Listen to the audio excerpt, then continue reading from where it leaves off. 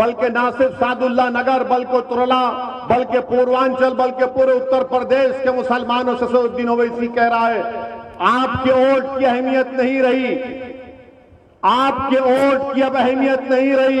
अगर आपको अपने वोट की अहमियत को दिखाना है, अगर आपको अपनी सियासी ताकत दिखाना है, अगर आपको अपनी किसी भी किस्म से अपने वजूद का एहसास दिलाना है, तो आपको इस बार मजलिस इत्तेहादुल मुस्लिमीन के हक में अपने वोट का इस्तेमाल करना पड़ेगा। अगर आप अपने वोट का इस्तेमाल मजलिस के हक में करेंगे तो आपकी वोट की वैल्यू बढ़ेगी, आपके वोट का वजन बढ़ेगा, आपकी अहमियत बढ़ेगी, आपकी मसाइल का हल होगा। वरना ये लोग समझते ही हैं कि उत्तरोला हो, सादुल्ला नगर हो, पूर्वांचल हो, उत्तर प्रदेश हो, उत्तर प्रदेश का मुसलमान कहां जाएगा हमको छोड़कर। मेरे अजीज दोस्तों और बुजुर्गों, मैं आपसे कह रहा हूं कि हम आपके दरमियान में हैं। आपने बरसों गैरों का साथ दिया। मैं आपसे अपील करने आया हूं कि आज मजलिस आपकी जमात है, आप इसको थाम लीजिए, इसको मजबूत करिए अपनी दुआओं से और अपने वोटों से, ताकि ये नाइंसाफी के दौर का खात्मा हो सके। मैं आपको एक मिसाल देकर जाऊंगा। यहां के आपके एक साबिक़ एमएलए साहब आरिफ अनवर हाशमी साहब कहां हैं आजकल? कहां है वो? क्या तुमने कभी समाजवादी के नेताओं के अखिलेश यादव की जबान से इनके बारे में सुना? तुमने क्या तुमने सुना कि अखिलेश यादव ने कहा कि आरिफ अनवर हाशमी को जेल में डाल दिया गया? क्यों नहीं बोलते? क्यों नहीं बोलते समाजवादी पार्टी के अखिलेश यादव? यकीनन आरिफ अनवर हाशमी हमारी दूसरी पार्टी के, मगर जब इंसाफ की बात होगी तो आरिफ हाशमी की बात करना जरूरी है। जेल में वो है और अखिलेश यादव की जबान पर नाम नहीं आता, और आकर हम पर उंगली उठाते हैं कि ओवैसी आया है वोट काटने के लिए। मैं बताना चाह रहा हूं अखिलेश यादव को, बहुजन समाज पार्टी की बहन जी को, कांग्रेस के अगर कोई नेता है तो उनको, बीजेपी को, संघ परिवार को, असदुद्दीन ओवैसी को अल्लाह सुब्हानहू तआला अपने रसूल सल्लल्लाहु अलैहि वसल्लम के सदक़े तुफैल में जब तक इस दुनिया में जिंदा रखेगा, असदुद्दीन ओवैसी उत्तर प्रदेश उत्तरोला आता रहेगा, लड़ता रहेगा और नाइंसाफी के खिलाफ अपनी आवाज को उठाता रहेगा। मैं सिर्फ इस असेंबली के चुनाव के लिए नहीं आया हूं, मैं आता रहूंगा इंशाअल्लाह ताला। हम जब तक एक शऊर को बेदार नहीं करेंगे, हम जब तक आपकी सफों में इनकलाब को नहीं पैदा करेंगे, जब तक हम में अच्छाई के लिए तब्दीली पैदा नहीं होगी, जब तक हम ख्वाबे गफलत से बेदार नहीं होंगे, तब तक मैं आता रहूंगा, लड़ता रहूंगा, बोलता रहूंगा। मुझे इस बात की कोई फिक्र नहीं है कि कौन मेरे बारे में क्या कहता है, क्या इल्जाम लगाता है। अगर मैं क्या हूं वो मेरा रब जानता है कि मेरे दिल में क्या है। इस दुनिया में कामयाबी का जामिन कोई नहीं है सिवाय अल्लाह के मेरे।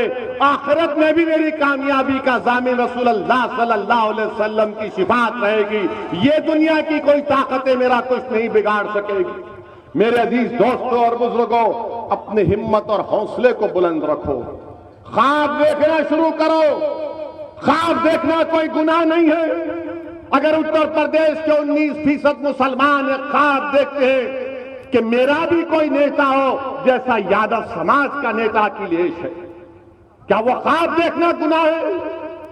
मैं तो ख्वाब दिखा रहा हूं तुमको, और तुमको बता रहा हूं कि इस ख्वाब की ताबीर, इसको अमली जामेनामा कैसे पहनाया जाएगा। मैं ख्वाब की बात कर रहा हूं, मैं आसमान से तारे तोड़कर लाने की बात नहीं कर रहा हूं। मैं समंदर की तह में जाकर उसकी खाक को उठाकर लाकर बात नहीं कर रहा हूं। मैं कह रहा हूं कि उत्तर प्रदेश में हर समाज का एक नेता है, हर समाज की एक आवाज है। अगर किसी समाज का कोई नेता नहीं है, अगर किसी समाज की कोई आवाज नहीं है, अगर कोई समाज को दबाया जा रहा है, कुचला जा रहा है, तो उसका नाम उत्तर प्रदेश का मुसलमान है। ताली नहीं मारने के लिए कह रहा हूं बात, आपको एक फिक्र देना चाहता हूं।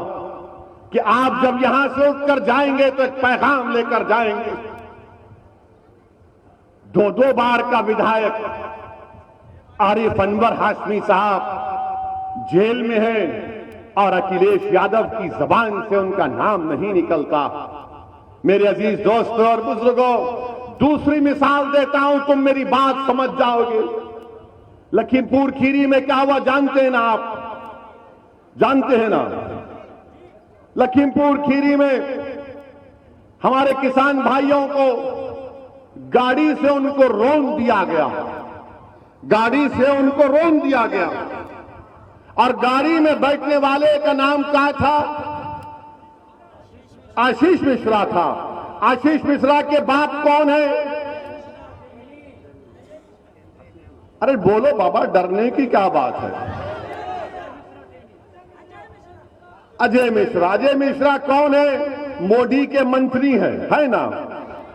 है ना? अब सुनो यहां पर मजे की बात, बल्कि नाइंसाफी की बात हो रही है। मैं आपको बता रहा हूं, बेटा अपनी गाड़ी से 5 किसानों को, 4 किसानों को मार देता है। एक उसमें हमारे सहाफी भी हैं, कश्यप साहब, उनकी भी मौत हो जाती है। अब आप ये देखिए कि अजय मिश्रा मंत्री हैं, कहते हैं कि हां वो जो जीप गाड़ी थी मेरी थी, वो जीप गाड़ी थी वो मेरी थी। एक पहला पॉइंट ये। उनका बेटा कहता है कि मैं तो नहीं था, मैं तो कुश्ती हो रही थी, दंगल देख रहा था। मगर किसानों ने कहा कि इनका बेटा गाड़ी में बैठा था, इसने गाड़ी चलाई और 5 लोगों की इसकी वजह से मौत हुई। सुप्रीम कोर्ट में मामला गया। सुप्रीम कोर्ट के चीफ जस्टिस ने इस मामले का नोटिस लिया। तो कल की बात है कि उनके बेटे को, आशीष जिसका नाम है, आशीष को पुलिस बुलाती है, 10 घंटे अपने थाने में बिठाती है और 10 घंटे में 10 मर्तबा आशीष को नाश्ता खिलाया जाता है। नाश्ता खिलाया जाता है। ऐसा लग रहा था कि बबुआ अपने सास और ससुराल में मिलने गया है, अपने सास और ससुरे से मिलने गया है, थाने नहीं गया। हर थोड़ी देर को चाय, बिस्किट, समोसा, क्या क्या आ रहा था। आप बताइए फिर क्या हो रहा? अच्छा, फिर सवाल यह पैदा होता है कि नरेंद्र मोदी ने अजय मिश्रा को कैबिनेट से क्यों नहीं निकालते? निकालना चाहिए ना। अगर बाप मंत्री हो, गाड़ी बाप की हो और बाप की गाड़ी से 5 लोगों की मौत हो जाती है और बाप खुद कह रहा है कि मेरी गाड़ी है, बाप खुद कहता है अपनी तकरीर में कि सुधर जाओ वरना तुमको 2 मिनट में सुधार देंगे।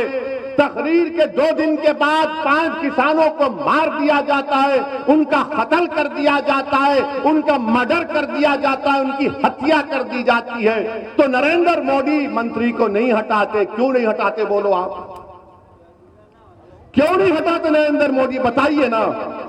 इसलिए नहीं हटाते क्योंकि अजय मिश्रा का ताल्लुक ऊंची जात से है, आला जात से है।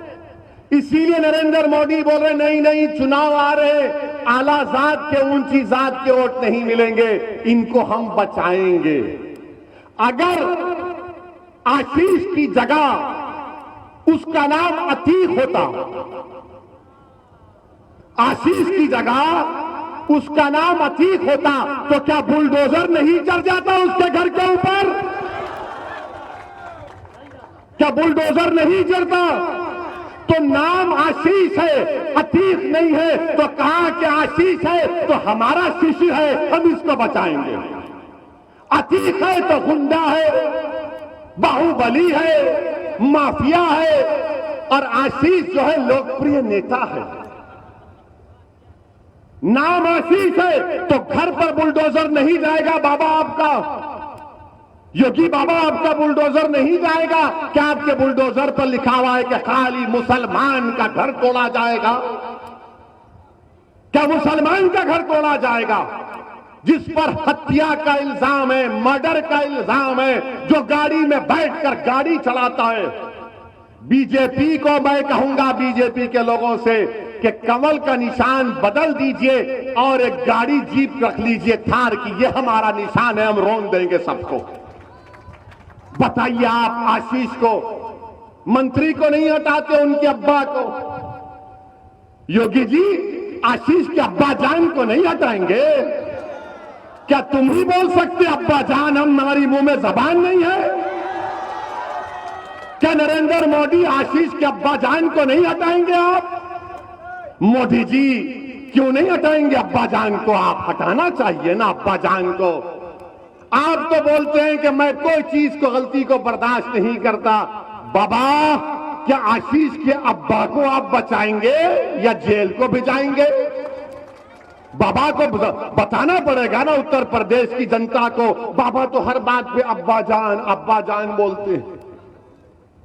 अब ये अब्बा जान मंत्री बनकर बैठे, देश की सुरक्षा के मंत्री हैं। उनका बेटा गाड़ी से किसानों को मार दिया। अब ये समझ में आया आपको नहीं आया? मुझे बताइए कि अब्बा जान का नाम अजय मिश्रा है, बेटे का नाम आशीष है, अतीक नहीं है। अगर बेटे का नाम अतीक होता या आरिफ अनवर हाशमी होता तो अब तक जेल में चले जाते। कितने घर तोड़ दिए जाते, कितने घर तोड़ दिए जाते अब तक। मगर ये बता रहा हूं, ये फर्क है। अब जब हम इसको बयान करते हैं तो मुझे मालूम कि आज शाम में 6 बजे से रात के 12 बजे तक असदुद्दीन ओवैसी के नाम पर सब लोग शादी करेंगे अपनी अपनी टीवी पर। हमारी तरफ से आसिम वक़ार बैठेंगे, बोलेंगे कि ये तो सच्चाई बयान कर रहे थे। हम जब ये कह रहे हैं तो बताओ नरेंद्र मोदी, आप तो कहते हैं कि दलित ओबीसी समाज हमारे साथ है, तो क्यों तरफदारी कर रहे हैं मोदी और योगी? अजय मिश्रा की इसलिए कर रहे हैं कि अजय मिश्रा का उस समाज से ताल्लुक है जो आलाजात के हैं, और अतीक और आपके यहां के पूर्व विधायक आरिफ अनवर हाशमी वो आलाजात के नहीं है, वो तो जनेऊ भी नहीं है ना। हम तो जनेऊ भी नहीं है, इसीलिए हमारे खून की कीमत नहीं। हमारे नौजवानों की जिंदगियां बर्बाद हो गई जेलों में सड़ सड़ कर। आज उत्तर प्रदेश की जेलों में 27% मुसलमान बहैसियत अंडर ट्रायल है। कौन जिम्मेदार है इसका? आपके पास कोई लड़ने वाला है, कोई इस आवाज को बुलंद करने वाला है? और जहां तक ये जो लखीमपुर खीरी का वाकया है, मैं आपको बताना चाहता हूं, दुनिया को जानना चाहिए कि वहां पर एक किसान भाई हमारे, जिनकी कत्ल कर दिया गया, जिनका नाम नक्षत्र सिंह था। नक्षत्र सिंह का बेटा भारत की फौज में है, भारत की सरहदों की हिफाजत कर रहा है। बाप, उनकी बेवा नक्षत्र सिंह की बीवी कह रही है कि मेरे पति अपने बेटे से कहते थे कि बेटा तू सरहद की हिफाजत कर, मैं किसानी करके जनता की सेवा करूंगा। और आज उसी नक्षत्र सिंह को अब्बा जान के बेटे आशीष ने गाड़ी से रौंद कर उनको जान ले ली, उनकी हत्या कर दी। वहीं पर एक हमारा एक और भाई जिसका नाम गुरु लवप्रीत सिंह है, जब उसको गाड़ी ने टक्कर मारी तो लोगों ने उसको उठाकर अस्पताल लेकर जा रहे थे, तो उसने लेकर जाने वालों से कहा कि भाइयों, मेरी 2 बहनें हैं, मेरे पास पैसे नहीं है, मेरी जान बचाओ। अस्पताल जाने तक लवप्रीत सिंह मर गया लवप्रीत सिंह। बताइए आप, वो जर्नलिस्ट जिसको कहा गया कि किसानों ने मारा, खुद उसका भाई कह रहा है कि नहीं, मेरे भाई को किसानों ने नहीं मारा, बल्कि ये अब्बा जान के बेटे आशीष की गाड़ी ने उस जर्नलिस्ट की जान ली। 8 लोगों की मौत हो गई, 5-4 किसान, एक जर्नलिस्ट, 5 लोग मर गए। आप बताइए कि कौन इनकी आवाज बनेगा, कौन इनसे इंसाफ करेगा? मेरे अजीज दोस्तों और बुजुर्गों, ये हालात आज उत्तर प्रदेश में है, और अफसोस इस बात का है कि हमारे प्रधानमंत्री जनाब नरेंद्र मोदी अपनी जबान से कुछ नहीं कहते। लखनऊ को आए तो आकर कहा कि अब के बार 18 लाख दिए जलाइए। 18 लाख दिया। अरे मोदी जी, ये जो लोग मर गए, 5 लोग, जिसमें 3 लोग, 8 लोग, जिसमें बीजेपी के भी 3 थे, क्या वो घर में दिया जलाएंगे? घर में तो अंधेरा पड़ चुका है। उन घरों में किसी ने अपने भाई को, अपने बेटे को खोया है, किसी ने अपने बाप को खोया है, कोई हमारी बहन बेवा हो चुकी है, कोई बच्चे यतीम हो चुके हैं। और भारत की जमहूरियत में जब लोग मरते हैं तो सब चीखा मारते, सब चीख मारते, और 15 दिन के बाद सारी दुनिया उस परिवार को भूल जाती है। वो परेशानी में जिंदगी का गुजारते ही हकीकत है। मेरे अजीज दोस्तों और बुजुर्गों, योगी कहेंगे कि क्या मैंने 45 लाख नहीं दिए? योगी जी, क्या एक इंसान की जान की कीमत कोई लगा सकता है? क्या 45 लाख किसी की जान की कीमत होगी? उस मां से पूछो जिसने 9 महीने अपने कोख में उस बच्चे को कैसे पाला होगा। उस मां से पूछो जब वो जन्म दे रही थी उस बच्चे को या अपनी बेटी को कितनी तकलीफ उठाई होगी, कितने चीखें मारी होंगी। जिसने उसको पाला पोसा, अपना दूध पिलाया, अपने साये में रखा, बिस्तर पर नहीं, अपने जिस्म पर उसको लिटाकर उस बच्चे को और बेटी को पाला, उससे जाकर तुम कहोगे कि 45 लाख तुम्हारी औलाद की कीमत है, तो मां देखकर तुमको बद्दुआ देगी कि तुमने मेरे बेटे की जान ली और 45 लाख देखते हो। मेरे अजीज दोस्तों और बुजुर्गों, मेरी आपसे गुजारिश है कि आपको अपने वोट का सही इस्तेमाल करना है। डरने और घबराने की जरूरत नहीं है। मेरी आपसे एक गुजारिश है कि ये बहुत से मसाइल आपके पास हैं और आप देख भी रहे हैं कि मैं समाजवादी पार्टी की बात किया, ये हर जगह हम पर कि हमने आकर ऐसा कर रहे। हम पूछना चाह रहे समाजवादी पार्टी से कि जरा ये तो बताइए कि उन्नाव के फैसल को कोई जानता है? वो उन्नाव का फैसल जो तरकारी बेचता था, जिसको उत्तर प्रदेश की पुलिस ने अपने थाने में लेकर खूब पीटा, वो मर गया तो फैसल के पास कोई नहीं जाता है। मगर एक गुप्ता साहब को, बाबा के गोरखपुर के वहां पर एक गुप्ता साहब को पुलिस मारती है, वो मर जाते हैं तो मुख्यमंत्री भी चले जाते हैं, अखिलेश यादव भी चले जाते हैं, और अखिलेश यादव जाकर गुप्ता परिवार को 21 लाख रुपए का चेक देते हैं। और फैसल की जान की कोई कीमत नहीं है, क्योंकि समाजवादी जानती है ये मुसलमान कहां जाएगा हमको छोड़कर, ये तो हमारा कैदी है, इसको हमने बंधक बनाकर रख लिया, इसको सोचने समझने की तमीज नहीं है। हमने इनकी सोच में डाल दिया कि तुम पैदा होने के बाद सिर्फ वोट डालना, नेता नहीं बनना। मैं आपको बताने आया हूं कि आप नेता बनेंगे इंशाअल्लाह ताला। आप ही की सफों से एक उत्तर प्रदेश नहीं, भारत का कद्दावर निकलेगा शख्स जो नेता बनेगा इंशाअल्लाह ताला। मैं उत्तरला और उत्तर प्रदेश के मुस्लिम अकलियत को पैगाम देने आया हूं कि टिकट क्यों मांगते हो? तुम टिकट बांटने के आज मौकफ में हो। तुम क्यों जाकर टिकट मांगते हो? अरे तुम टिकट बांट सकते हो। तुम 19% हो उत्तर प्रदेश में, तुम 19% आबादी में हो और 27% उत्तर प्रदेश के जेलों में मुसलमान हैं। 27% हमारे बच्चे अनपढ़ हैं, बच्चियां पढ़ नहीं सकती, हमारे महल्ले में कोई तरक्की विकास का काम नहीं होता। मेरे अजीज दोस्तों और बुजुर्गों, 2% मुसलमानों के बच्चे ग्रेजुएट बनते हैं। आपको एक तब्दीली पैदा करना है, आपको एक तब्दीली पैदा करना है। अब की बार अपने वोट का सही इस्तेमाल करिए। हाँ, अब ये रहा सवाल कांग्रेस पार्टी का, ये कांग्रेस पार्टी में अब दम नहीं रहा। अगर आप दुनिया के सबसे बड़े हकीम को भी लाएंगे और हकीम साहब को बोलेंगे इस पार्टी को जिंदा करने की कोई दवा है, तो हकीम साहब बोलेंगे बेटा तुझे ताकत की दवा दे सकता हूं, इस पार्टी में अब कुछ नहीं रहा। जिंदगी नाम की कोई चीज नहीं रही। जिन्होंने हमारे वोट का इस्तेमाल किया, हमारा बेड़ा गर्क कर दिया।